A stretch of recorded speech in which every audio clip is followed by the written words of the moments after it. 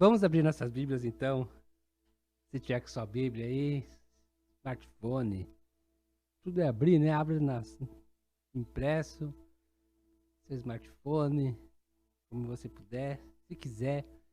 Mas o nosso texto é no Evangelho de Lucas, capítulo 9, a partir do versículo 57. Nós estamos falando sobre parábolas e contextos. Estamos olhando as parábolas em Lucas, e através dos contextos em que elas estão inseridas, nos contextos em que elas foram contadas, o que estava acontecendo no entorno que motivou Jesus a contar as parábolas, e também as parábolas dentro do contexto do primeiro século, o significado que ela teve e tinha para aquelas pessoas. E a esperança é que possa trazer as lições para as nossas vidas, que o Espírito Santo aplique tudo isso para os nossos dias e nós possamos ser abençoados, instruídos pela palavra de Deus. O nosso texto hoje, Lucas 9, 57 até o 62, temos 3 pequenas parábolas. Jesus conta para 3 pessoas diferentes. Esse texto ele é especial porque é uma parábola contada por uma única pessoa. Então são 3 pessoas, 3 homens que se encontram com Jesus, e Jesus a cada um conta uma parábola. O texto diz assim: quando andavam pelo caminho, um homem lhe disse: eu te seguirei por onde quer que fores. Jesus respondeu: as raposas têm suas tocas, e as aves do céu têm seus ninhos, mas o Filho do Homem não tem onde repousar a cabeça. A outro disse: siga-me. Mas o homem respondeu: Senhor, deixe-me ir primeiro sepultar meu pai.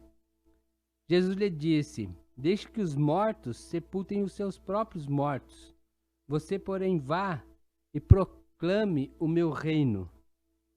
Ainda outro disse: vou seguir-te, Senhor, mas deixa-me primeiro voltar e despedir-me da minha família. Jesus respondeu: ninguém que põe a mão no arado e olha para trás é apto para o reino de Deus. Temos aí as 3 pequenas parábolas contadas a 3 pessoas específicas. Nós vamos então olhar essas parábolas e os contextos que estão em torno dela. A partir do versículo 51 do capítulo 9, onde lemos assim: aproximando-se o tempo em que seria elevado aos céus, Jesus partiu resolutamente em direção a Jerusalém.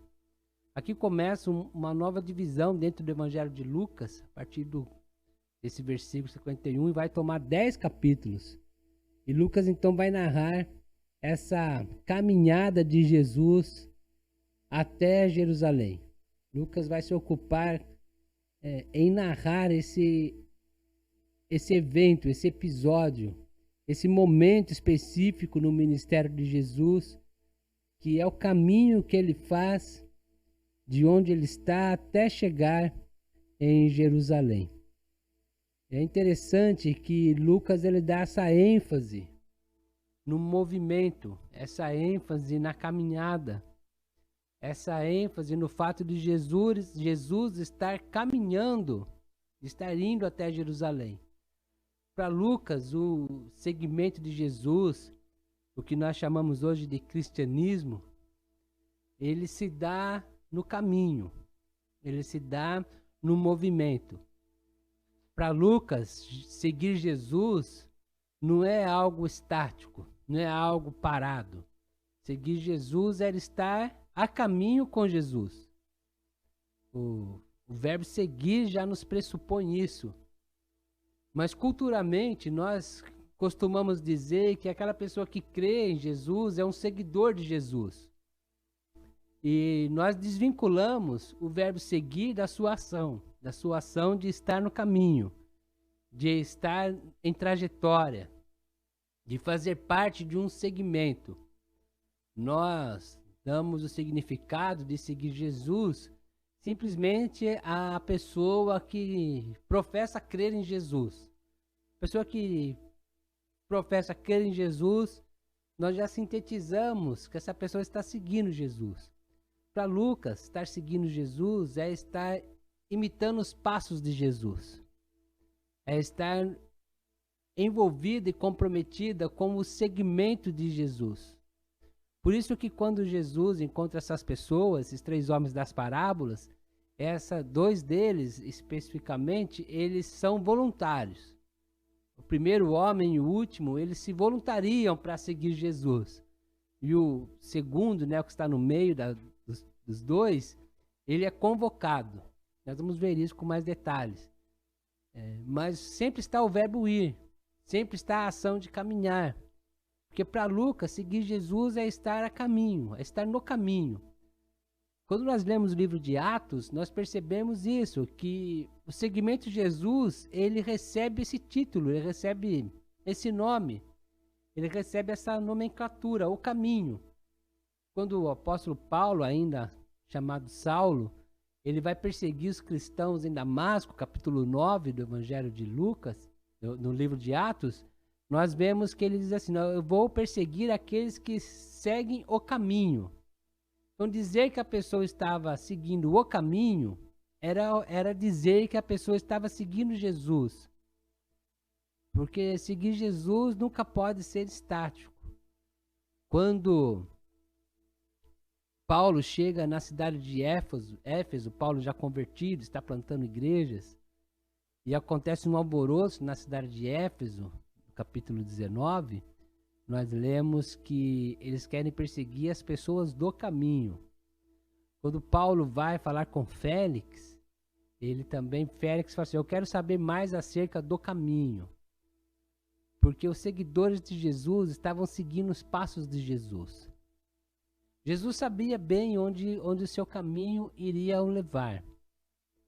Quando nós lemos essa narrativa no Evangelho de Marcos, que Lucas começa esse segmento de sair de onde está para Jerusalém, Marcos capítulo 10 deixa bem claro que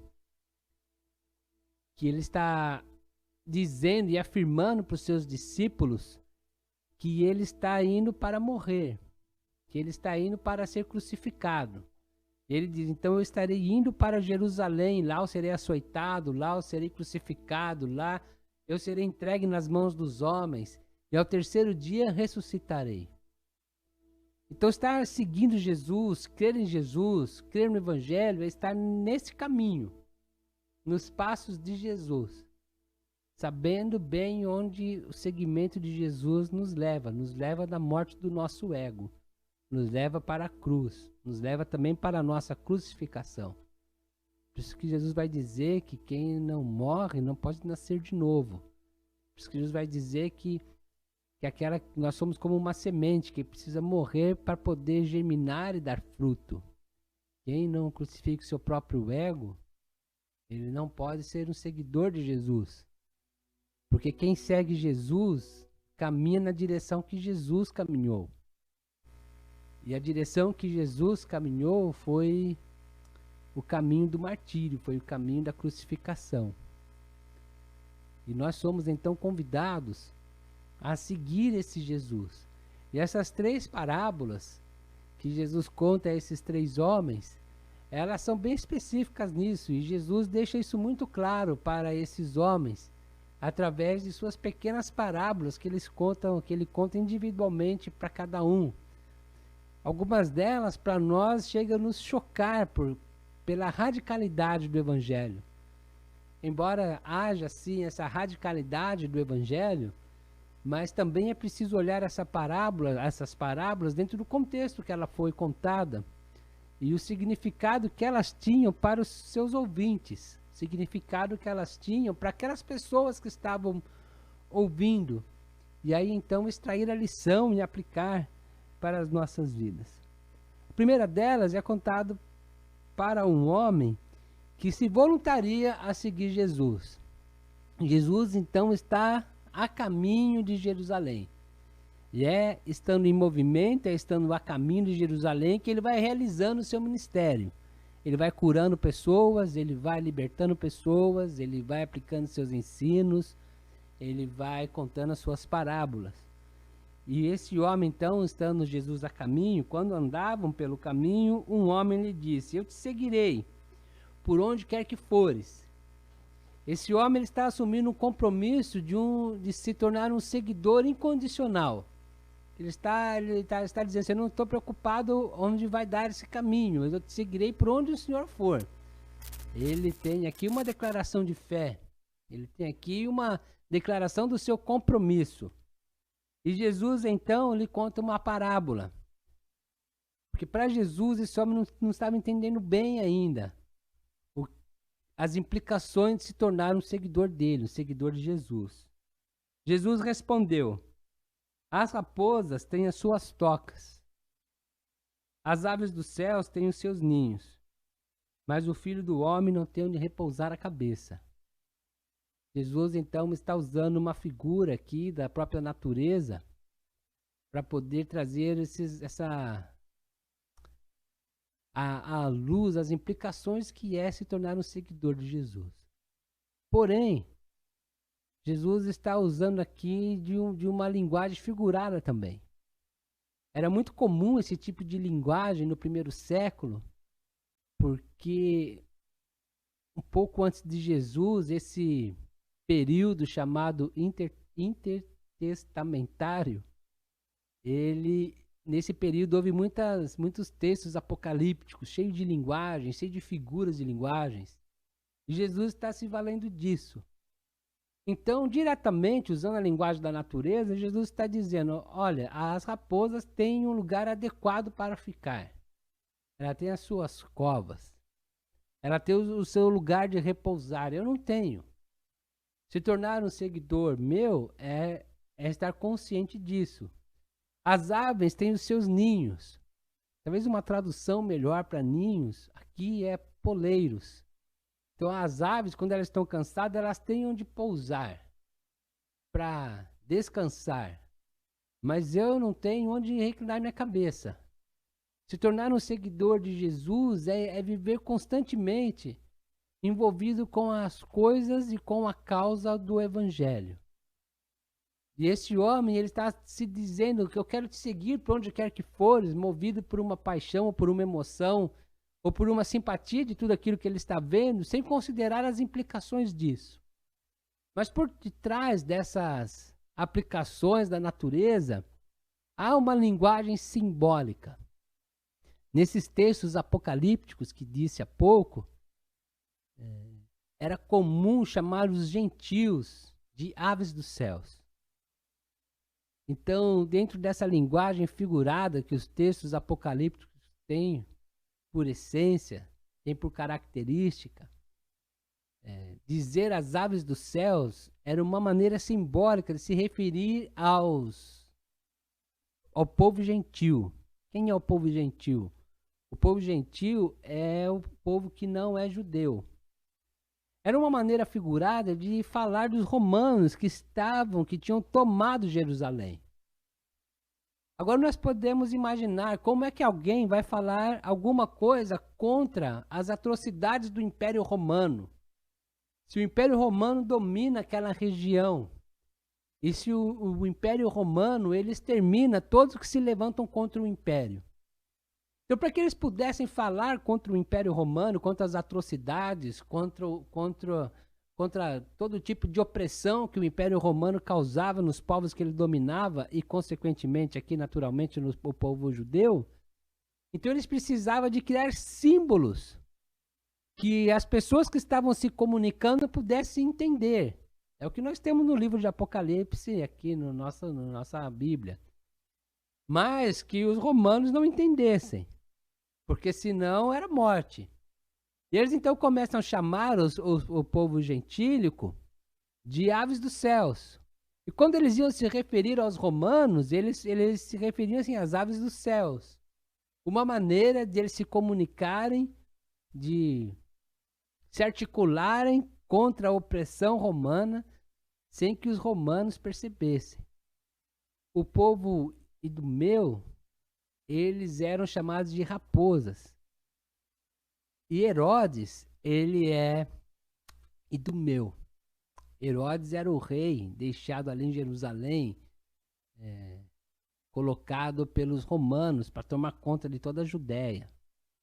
Falar contra Herodes tem as mesmas implicações que falar contra os romanos. E o Herodes, ele era astuto e terrível nas suas ações. Podemos lembrar aqui o que ele faz quando ele sabe que o menino que nasceu para ser rei em Israel veio ao mundo, que os magos lhe contaram, ele manda matar todos os meninos abaixo de 12 anos. Os Herodes, que teve mais que um, eles eram sanguinários. Podemos lembrar também como ele mandou decapitar João Batista. E o que Jesus está dizendo aqui é o seguinte, que se me seguir não vai lhe trazer nenhum status, nenhuma influência política, nenhuma posição de relevo dentro desse contexto que nós vivemos, nem político, nem religioso.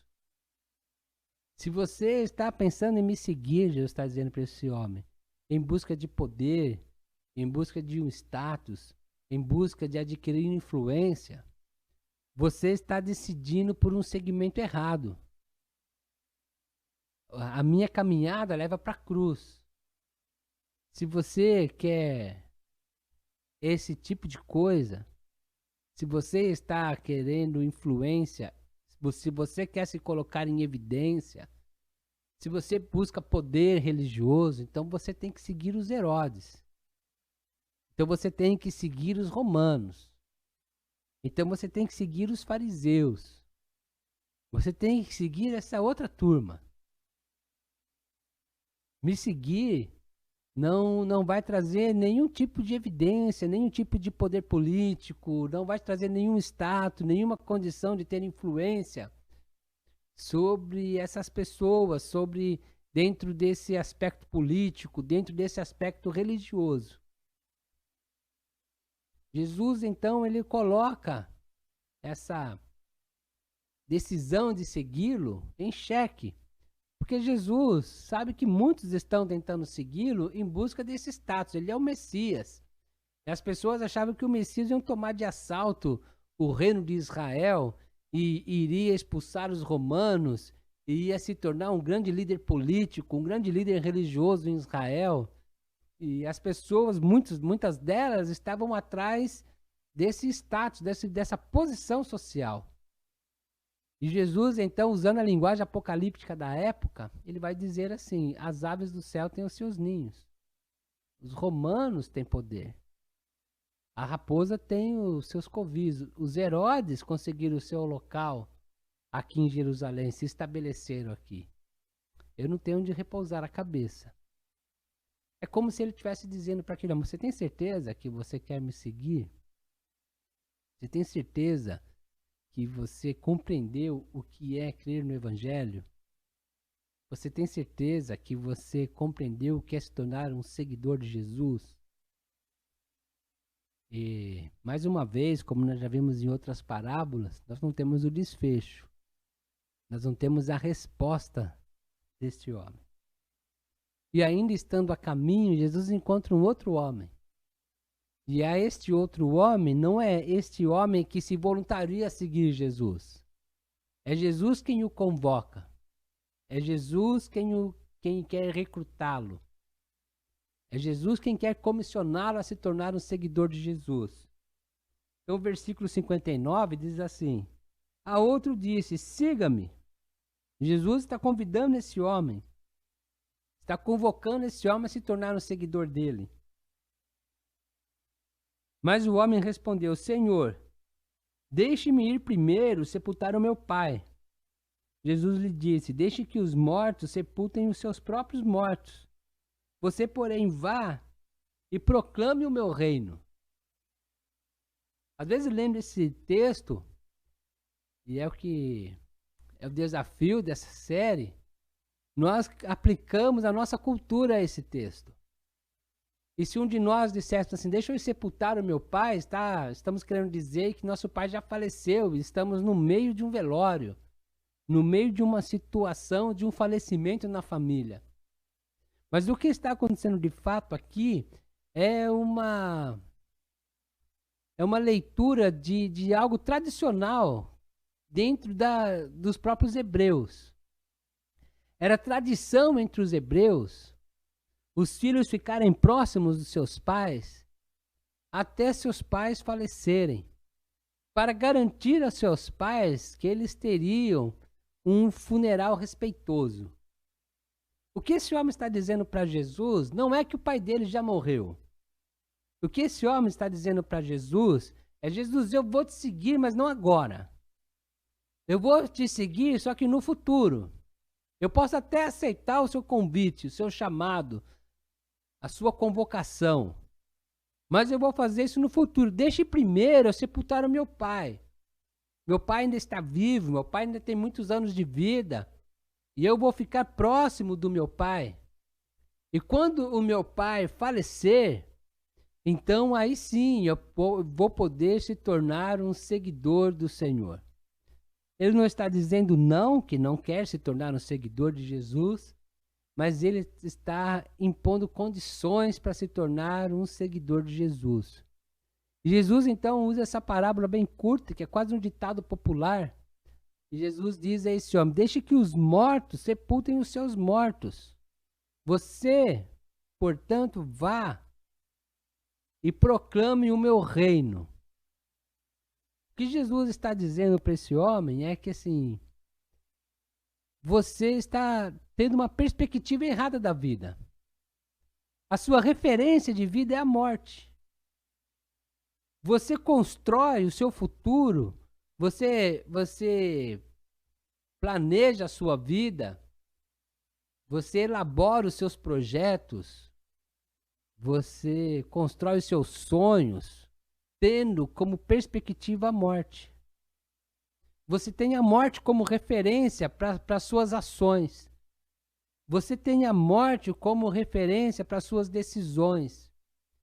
Você vive a sua vida sob o jugo da morte. Porque você vai tomar essas decisões e você vai mudar o rumo da sua vida sempre que a sua história for tomada de assalto pela morte de alguém.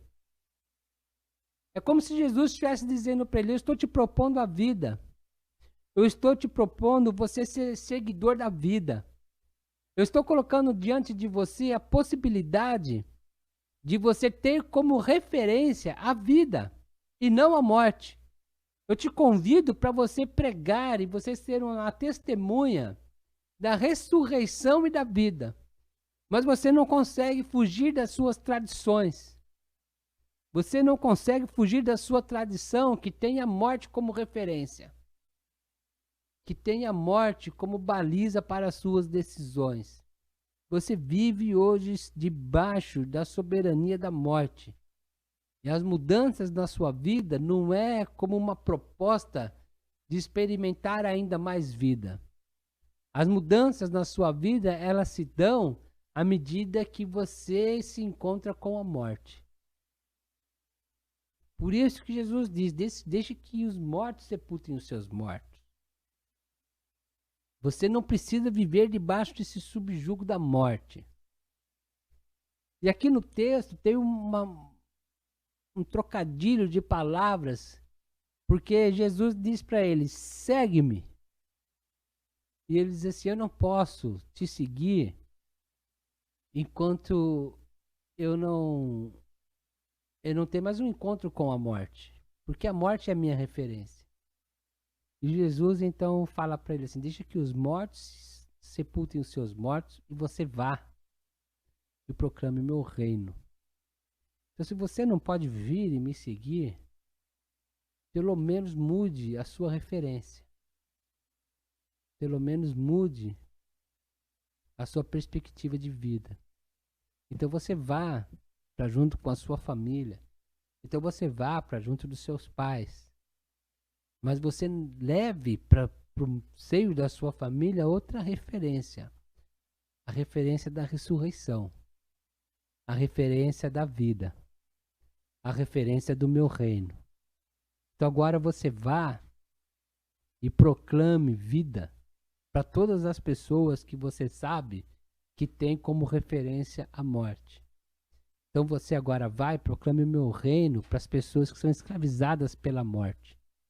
Você vai, proclame o meu reino para as pessoas que você conhece, que também a única perspectiva que tem na sua vida é a morte.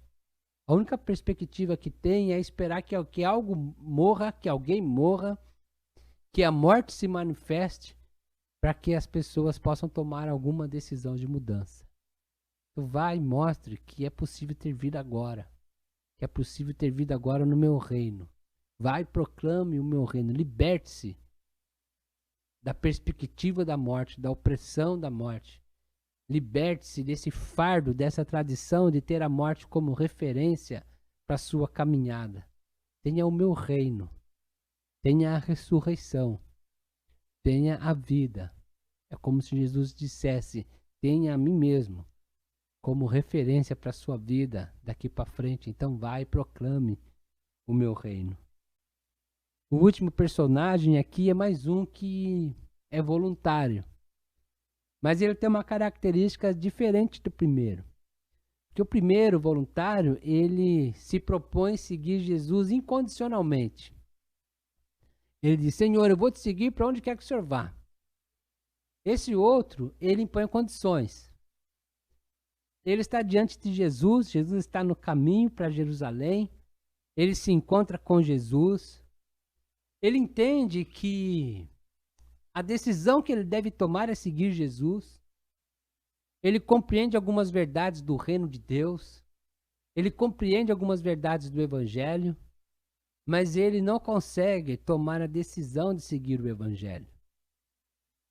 Mas como que ele vai dizer que ele entendeu o Evangelho, que ele entendeu o seguimento de Jesus, que ele entendeu o que é reino de Deus, mas que não tem coragem de assumir a radicalidade do reino de Deus? Ele não pode afirmar que crê em Jesus e não consegue segui-lo porque está preso em alguma coisa. Então ele arruma uma justificativa. Ele arruma um blefe. Ele tenta blefar com Jesus. E ele diz assim: ainda outro disse: vou seguir-te, Senhor, mas deixa-me primeiro voltar e despedir-me da minha família. Jesus respondeu: ninguém que põe a mão no arado e olha para trás é apto do reino de Deus. O que está acontecendo aqui de fato não é que ele quer ir apenas na sua casa e se despedir dos seus familiares e dizer: pessoal, estou de saída, um dia nós nos reencontraremos, mas agora eu vou seguir o Senhor Jesus, ele está a caminho de Jerusalém e eu vou segui-lo. Não é isso que está acontecendo aqui. E Jesus sabe o que está acontecendo aqui. O que de fato esse homem está querendo dizer para Jesus é: eu estou indo para Jerusalém, eu quero te seguir, mas antes eu preciso pedir a opinião da minha família. Antes eu preciso da autorização da minha família.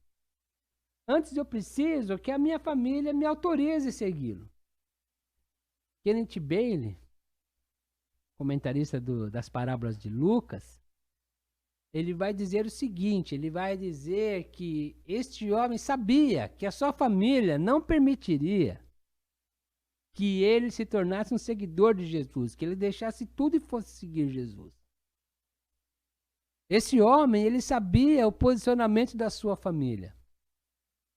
Esse homem sabia que se ele dissesse para sua família: olha, permita-me que eu me torne um seguidor de Jesus, a sua família ia dizer o seguinte: não, você não pode se tornar um seguidor de Jesus, você vai ficar aqui com a gente. Então ele retornaria para Jesus e diria o seguinte: olha, Jesus, bem que eu queria me tornar um seguidor do Senhor, mas minha família não deixou, então eu não vou poder seguir o Senhor. É comum encontrarmos pessoas assim, muito simpatizantes à mensagem do Evangelho. É comum encontrarmos pessoas assim que ficam fascinadas pela mensagem do reino de Deus e dizem assim: nossa, como é legal esta mensagem, como é interessante essa proposta de vida, como esse caminho é melhor do que o caminho que eu estou seguindo. Então eles procuram uma justificativa, uma desculpa para blefar e dizer que até queriam se tornar um seguidor de Jesus, mas é que eles não podem se tornar um seguidor de Jesus. Eles estão impossibilitados de assumir a radicalidade do reino de Deus. E Jesus tem uma palavra muito séria para este homem. Ele diz assim: ninguém que põe a mão no arado e olha para trás pode me seguir. Está apto para se tornar um seguidor do meu reino. Ninguém que põe a mão no arado e olha para trás está pronto para seguir o evangelho. Porque para a cultura da época e até hoje, arar a terra é algo assim muito importante. Arar a terra para o plantio de uma cultura é estar comprometido em levar alimento à mesa das pessoas. E o modo de arar a terra da época, mas ainda hoje também, a pessoa precisava estar olhando para frente. A terra era arada, puxada por animais. Com uma mão ela guiava o arado, com a outra mão ela guiava o animal, e ela não podia errar a linha do sulco que o arado estava fazendo. Eram pelo menos 3 vezes que se passava o arado, uma vez para abrir o sulco, outra vez para empurrar a semente para dentro do sulco, e a última vez para cobrir a semente com terra.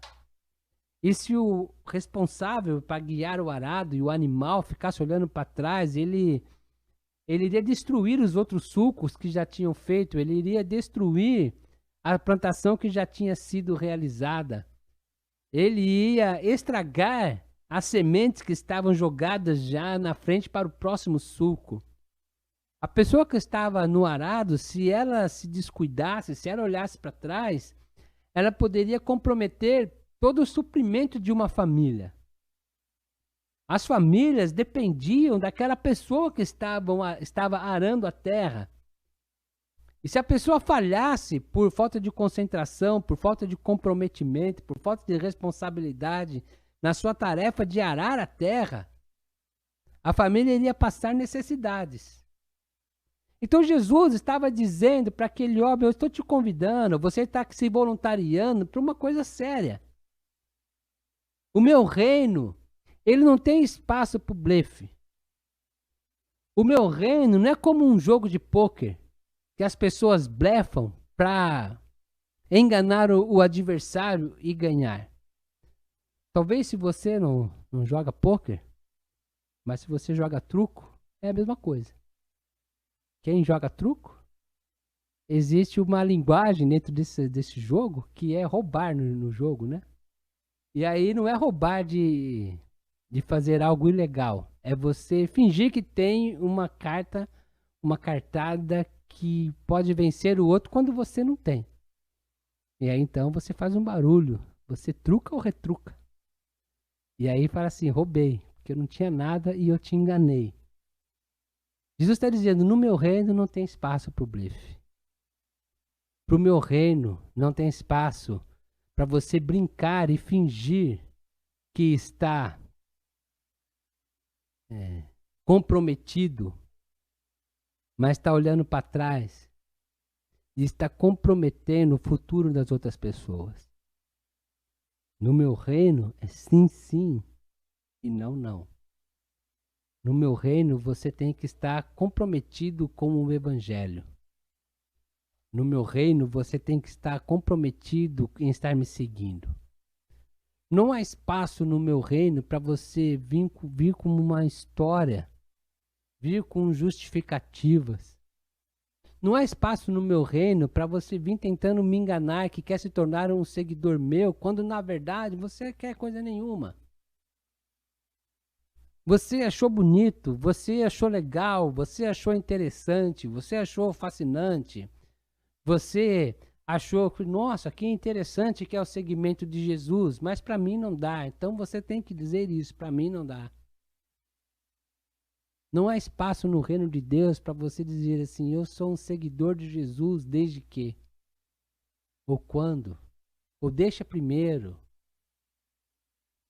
ou somos seguidores de Jesus, ou compreendemos o Evangelho, ou entregamos a nossa vida a Ele, ou não entregamos. Jesus chama esse homem a uma decisão de fato com seriedade, com responsabilidade.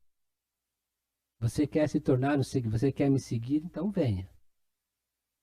Mas seguimento tem uma direção, e é para lá que nós estamos indo, é para lá que você tem que olhar, é para lá que você tem que caminhar. Não venha aqui trocando sem nada na mão, porque aqui no reino não se ganha com barulho. Aqui no reino é preciso ter comprometimento e vida. É isso que Jesus... O jogo do truco talvez fosse outra parábola, né? É isso que Jesus está dizendo para este homem. É digno de nota, nós já vimos isso em outras parábolas, que nós não temos as respostas desses homens. Nós não temos a resposta do primeiro homem, que Jesus coloca diante dele, que se tornar um seguidor de Jesus não é conquistar poder, prestígios políticos, religiosos. Nós não temos a resposta desse homem. O segundo homem que Jesus convida, Jesus o desafia a mudar o seu paradigma de vida da morte para a vida, para a ressurreição, para o reino de Deus. E nós não temos a resposta desse homem. E o último, que tem uma justificativa tentando lubridiar o reino, também não temos uma resposta. Porque Lucas faz de propósito. Lucas quer que nós nos coloquemos no lugar desses homens. Lucas quer que os seus leitores, a comunidade que ele escreveu e nós hoje, possamos nos colocar no lugar dessas pessoas e avaliar a nossa própria vida. Eu estou no segmento de Jesus porque eu estou atrás de algum tipo de prestígio, estou querendo tirar alguma vantagem disso. Eu tenho a vida ou a morte como meu paradigma, como meu segmento. Eu estou atrelado às minhas tradições que têm a morte como referência e não consigo abrir mão delas para poder acolher a vida de Jesus em minha vida. Eu estou sempre criando uma justificativa, tentando dizer para Jesus, eu te seguiria sim. Sendo que Jesus conhece as entrelinhas de nossas vidas. Lucas não dá as respostas porque ele quer que os seus leitores deem a sua própria resposta. Lucas não escreve um final porque ele quer que os seus leitores deem o seu próprio final com a sua própria vida. Quem vai escrever o final dessas parábolas é você e eu. E é no final da nossa vida que a gente vai poder identificar como nós respondemos a essas parábolas. Como nós respondemos a esses desafios.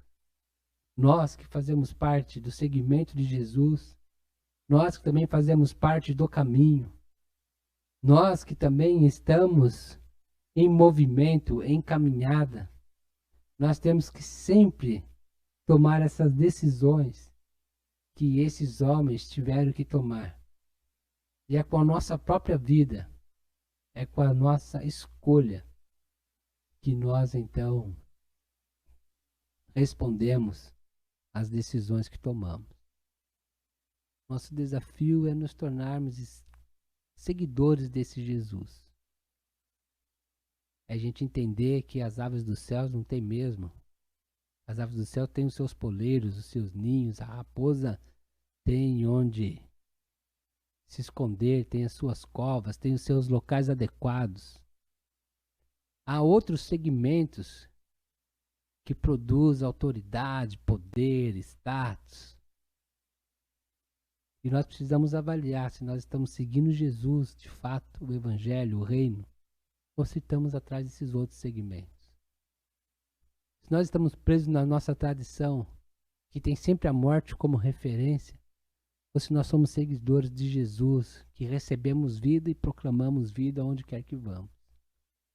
E se nós estamos de fato com a mão no arado, olhando para frente, sabendo da responsabilidade das implicações, que é ser um proclamador do reino de Deus, seguidor de Jesus. O nosso desafio é colocar os nossos pés, os nossos passos onde Jesus colocou. O nosso desafio é sermos os pés de Jesus hoje, os braços de Jesus hoje, os olhos de Jesus hoje, a boca de Jesus hoje. Passar por onde ele passou, abraçar quem ele abraçou, enxergar o que ele enxergou e falar o que ele falou. O nosso desafio é estarmos no caminho. O nosso desafio é nos tornarmos seguidores de Jesus. Você pode se voluntariar a isso, porque ele te chama para isso. Eu quero orar com você.